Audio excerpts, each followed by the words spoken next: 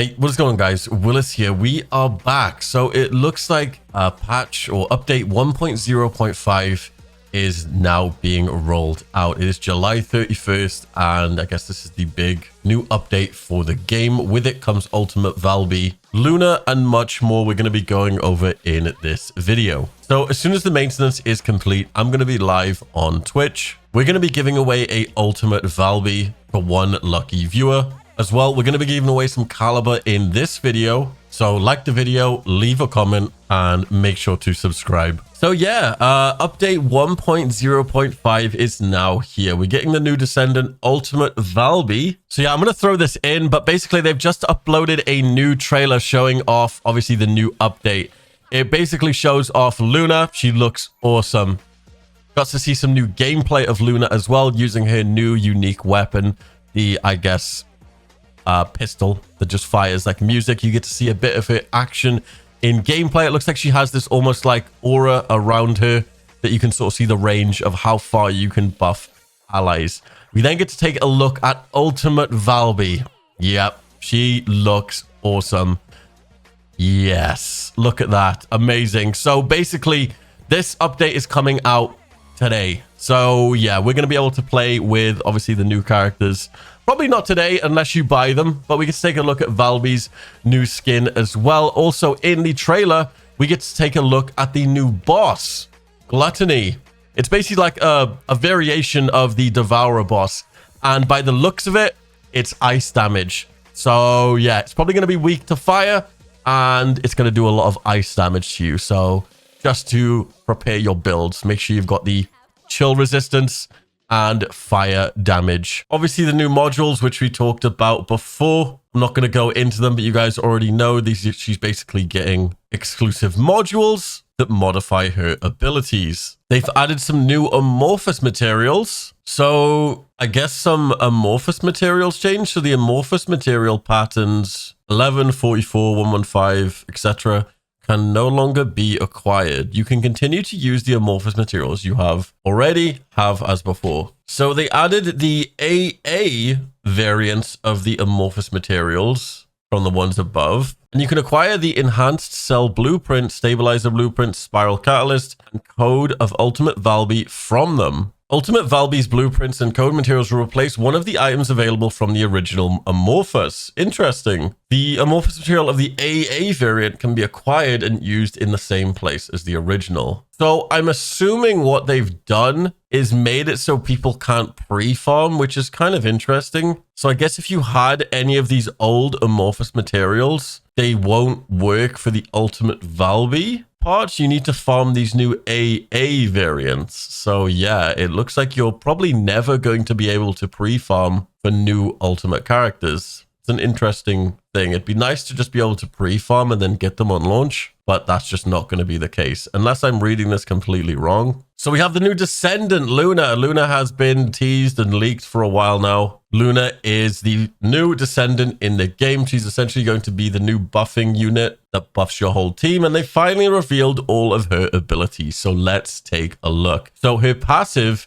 is called Improvisation. Using any skill increases the inspiration gauge. So you have this inspiration gauge, which allows Luna to use enhanced skills. So your active one is Stage Presence. Using this skill changes Luna's weapon to her unique weapon, which is that sort of beaker weapon that we saw before. Performing the notes in time to the music by using skills or hitting monsters stacks and increases his skill power modifier. Now that's really cool. You're almost playing like an instrument because you have to hit them in time to the music. Next, we have the active skill 2, which is Passionate Stage. Using the skill makes Luna play upbeat music, increasing the skill power modifier of Luna and her allies. So this is a team-wide skill power modifier buff. Also, gaining the enhanced effect increases the skill power modifier even more, and also increases the skill, critical hit rate, and damage of allies. So her second skill basically increases your whole team's skill power modifier and gives you skill critical hit rate. I can already see where this is going to be really cool to use a lot on the Lepic one-shot builds. Giving your skills more critical hit rate could be massive.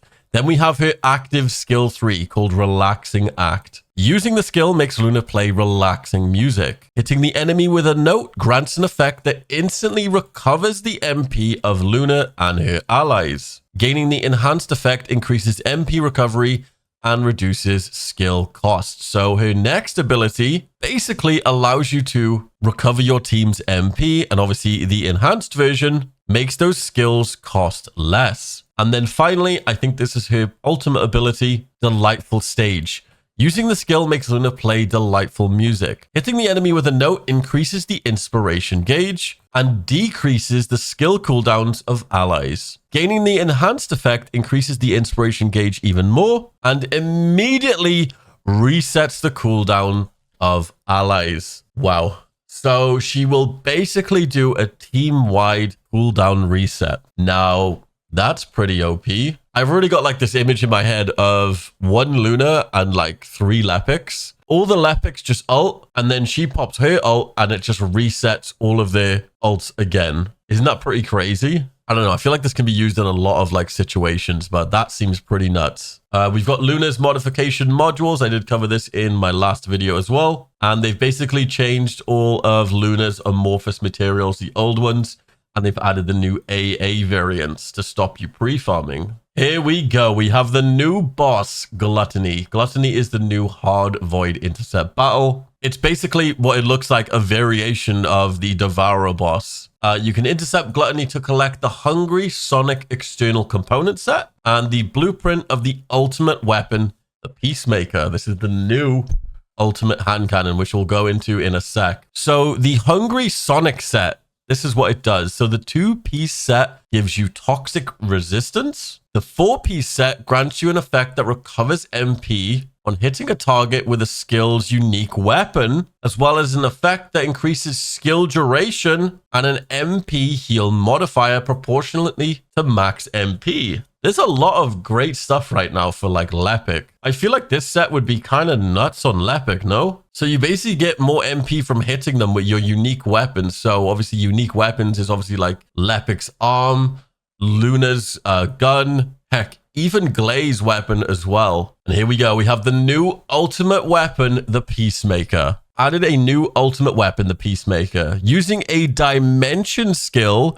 grants the single reload for peace effect. Maximum stacks the single reload for peace effect enables you to fire the loaded ammo in a single quick burst when taking an aimed shot. Well, that's pretty nuts. Also, the gun looks cool as hell. That looks awesome. So they've added a new module, the Arc Concretion. This decreases movement speed, firearm attack, and all attribute attack except the non-attribute attack every time a skill is used. But each stack of Arc Concretion increases defense and MP. They've added some new products, which looks like they've added some new, I guess, skins and stuff to the store. They've added the new Descendant, obviously the exclusive Luna bundle, which includes the Luna and Pool Party skin. Obviously, they've added Luna to the Pool of Descendants as well. Added the Premium Ultimate Valby bundle and the Vermilion Wave skin. They've added Valby's summer theme, VS's summer theme, a male summer theme. They've added a ton of stuff. Luna's dinosaur, Luna's panda, Luna's classical maid, Luna's augmented reality of madness premium skin package, Luna's exclusive white mouse premium head, Luna's exclusive hair 1 and 2, Luna's ultimate high feeling volume up standard skin, Luna's new makeup, and they've adjusted the control axis times 30 and fine adjustment control axis 20 support items. Okay. So I'm assuming like you can actually just buy these from the store or something. They've done a bunch of content improvements, a lot. Now, I'm not going to go over every one because there is quite a few, but I think one of my favorite ones is they've added a feature to collect all of the lost and found items in the mailbox. Thank the Lord. I think last night I spent like 5 minutes grabbing my full mailbox. Also, another change I really liked is you can now register equipped items as attached items. I don't know why you had to unequip items to basically favorite the item, but now you can. Okay, so they've, I guess, changed some Descendant modules. They've increased the poison contagion range of Freyna's room 0 trauma from 4 meters to a 7 meter radius. So this is before they actually mentioned they were doing a lot of buffs for basically Freyna and Blair, and I guess Valby's AoE. So they've basically just increased the range of pretty much Valby, Blair, and Freyna's skills. They've also changed the Blizzard Generate by VS's Glacial Cloud module to be triggered without delay. They've done like a Valby's Albion Academy Cadet head skin can now be dyeable. They've done a bunch of, I think, weapon changes. They've increased the Enduring Legacy's critical hit damage from 1.7 to 2.3x. They've increased the Secret Garden's crit from 35 to 50, and the crit damage from 185 to 225. Yeah, they've basically buffed a lot of ultimate weapons, which is kind of nuts. They've increased the Nazatra's Devotion critical hit rate up, and the critical damage. They've also decreased the trigger rate of Bombardment of Greg's Reversed Fate, but now it also triggers when the weapon is fired at unshielded enemies. Equipment can now be dismantled at once with no quantity limit. Huge. So we've got a director comment here. They've basically increased the amount of void shards that can be acquired from special operations by about 7 times. There we go. Hotfix 1.04 added void shards as a reward to special operations, but unfortunately they were just too few. The original intent was to keep void fragments as the primary farming source for void shards and get void shards from special operations. But the community has told us that not many of you like this loop, so we've increased the amount of void shards that can be earned in these special operations. We're also working on some steps for future improvements. Many players are currently farming materials without spending the fragments at the fusion reactor, so we're considering removing the fragments from the fusion reactor startup altogether. This would make the fragments necessarily only when the reconstruction device is used at the fusion reactor. We're taking a close look at how the reward loop we planned works in practice. We'll try to finalize a reward loop that players will be satisfied in the near future. They've reduced the distance you're knocked down when you're hit by a trap. They've lowered the ratio at which named monsters' immunity spheres HP scales with the number of players in the infiltration mission, and reduce the duration of the immunity. The Agna Desert, Vespers, Echo Swamp, White Knight Gulch, Hagios Fortress now have a 100% chance to spawn a encrypted vault at spawn. Well, there you go. They've increased the hitbox size in the data collection missions to make it easier to collect data. Outside environmental sounds are now less audible indoors, adjusted the distance at which the monsters spawn in the laboratory to be closer as 15 meters. Some miscellaneous changes, some optimization improvements, hopefully to fix a lot of the crashes, some UI and bug fixes as well, some Descendant Fixes, a lot of Descendant Fixes actually. I think one of the main ones here was they fixed an issue where using Glaze Massacre or Life Siphon skill did not increase her skill damage when she is above 50% HP. So she basically had a massive buff. It just wasn't working. So yeah, I'm excited to see the new Glay damage. So here's a little thing from a director's comment. During internal testing, we discovered a bug with the Thundercage.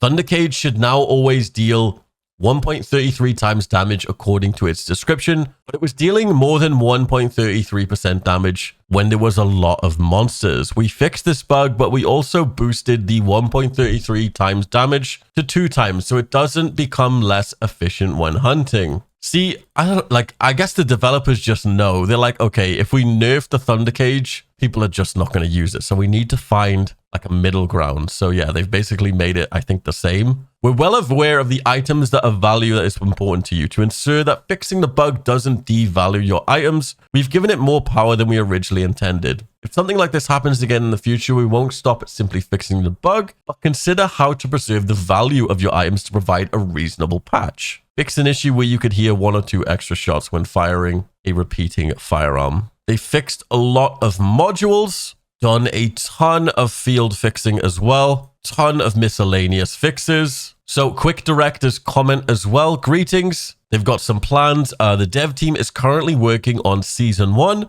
and Season 2 updates, while also responding to improvements issues discovered during the live service. Today, I'm going to talk about how we plan to improve the current state of the first Descendant rather than about the Season 1 and 2 updates. Ooh, this is a big one. So, drop rate improvement plans. While all of our drop rate systems are operating fairly in the first Descendant, we do understand that some players are struggling with the vagaries of the drop rate. To address this, we're planning to introduce a guaranteed drop system, where you're guaranteed to get the item you want after repeating the activity a certain number of times. The first Descendant has various missions and amorphous materials with chance-dependent rewards. We're considering how we can effectively implement the guaranteed drop in such diverse reward systems. And we're working to create a farming structure that players will be happy with. We hope to make improvements before the long to provide a more rational and satisfying farming experience. Wow. They are going to be adding a guaranteed drop system. So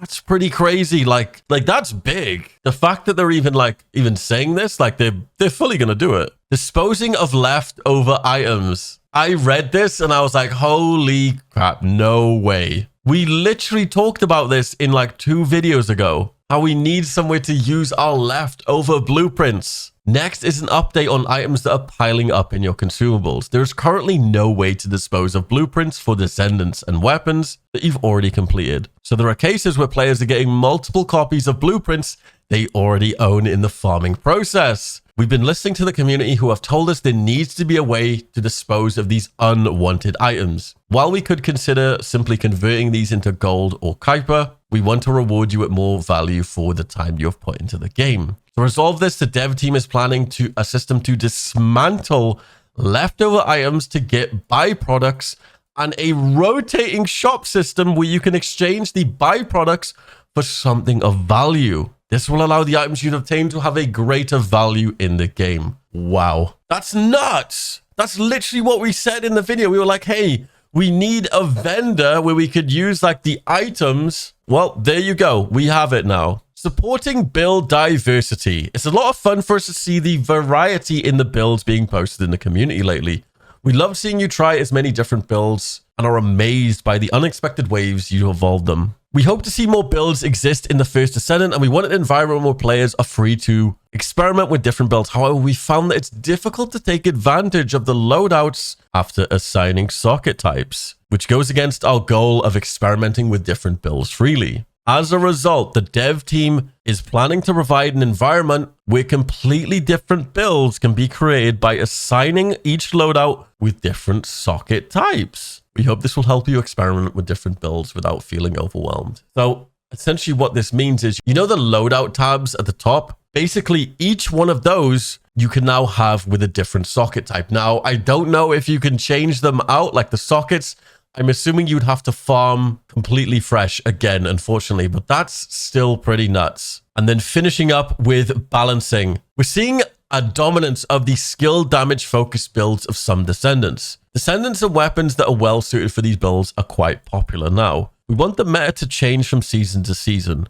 We want the Descendants and weapons that are effective in new content to be different from those in previous seasons. Also, we're looking to increase the proportion of firearm-based combat in the endgame. We can't promise that all Descendants and weapons will be equally balanced at all times, but our goal is to keep changing the effective builds to that end. We promise to make constant adjustments and offer different ways to play with new content. We aim to implement improvements I talked about today during season 1 and 2.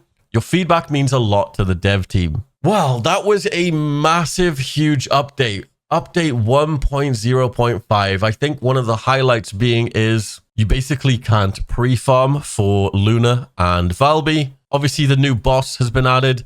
The new ultimate weapon, which you can farm from the new boss. A bunch of quality life changes, like being able to dismantle your mailbox. Void shards being increased by 7 times in the special operations, which is crazy. A lot of ultimate weapon buffs. I guess a nerf buff on the Thundercage. Being able to obviously dismantle your duplicate blueprints and have this new rotating shop coming is nuts. But I hope you guys enjoyed this video. This has been probably one of my longest videos just talking about update 1.0.5. There was a lot to go over. So once again, there'll probably be timestamps in this video so you can go back and check any specific thing. But once again, we are giving away a ultimate Valby today on stream. So like this video, leave a comment and make sure to subscribe. And with that being said, guys, I will see you in my next video. Peace.